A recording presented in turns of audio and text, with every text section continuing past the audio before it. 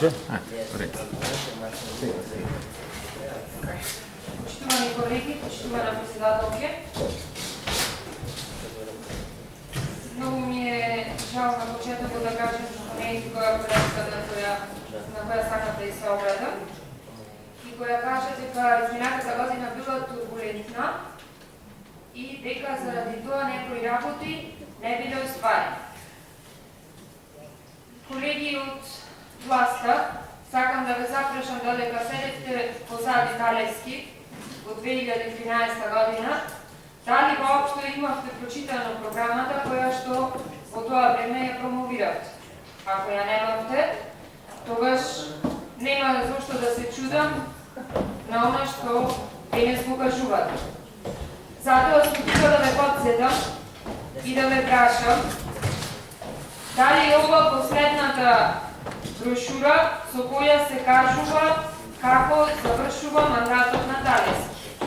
Ако е, како што кажавте, тогаш кажете ми каде се не сите, туку барем еден од капиталните проекти кои ги браневте во 2013 година пред да станете советници. Во оваа брошура не видов слика ниту од топлификација, ниту од жичара, ниту од стадион, ниту од затворен базен, ниту од подземни гаражи, ниту од копанки, ниту од гасификација. На сите ваши проекти, кога стоевте за Талевски, реализација беше 2016-2017 година, а на некои и 2015 година. Ако вие тоа сте го направиле, еве, ние велите дека цело време измислуваме, зошто во ова книдже нема ниедна таква слика? Зошто? Ги криете, неките да се фалите? Не бе, колеги, ги нема. Во ова тетрадчето се клале слика од него и сте клале слика од 5 улици, односно некои сокачиња са овие најверојатно. Капитален проект нема ни еден. Е, тоа е она што ние го бараме да го кажете, дека не сте направиле ништо.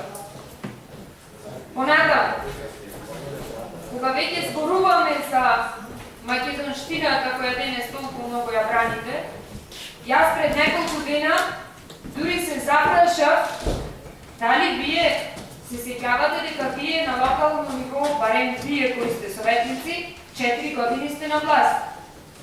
Кажете ми, навистина сакам некој да стане и да ми кажи зошто секоја година кога се носеше завршната сметка, односно буџетот, јас лично прашував секоја година за црквата во Битола.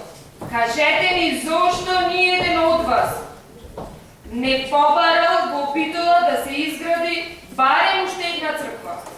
Ајде, веќе зборуваме за религија. Мене ме боли тоа што не сте се побуниле. Јас не сум можела. Мој предлог од тука ниеден не е прифатен. Меѓутоа сакам да ве прашам зошто вие тоа не сте го направили. Еве, нема да ве клукам, нема да ве понижувам, меѓутоа ве прашувам зошто кога јас сум прашувала зошто градоначалникот не ја изградил црквата, никој од вас не ме поддржа. Затоа немојте. Од оваа говорница вие браните само партиски интереси. Буквално, во ниеден момент не би била важна Битола. Во ниеден момент. Ако би била, јас ве уверувам дека досега нешто ќе се направи во Битола. Значи, ќе сте имале некоја ваша иницијатива и ќе сте остварили. Затоа, ова ликче е странно. Благодарам. Игор Печенски.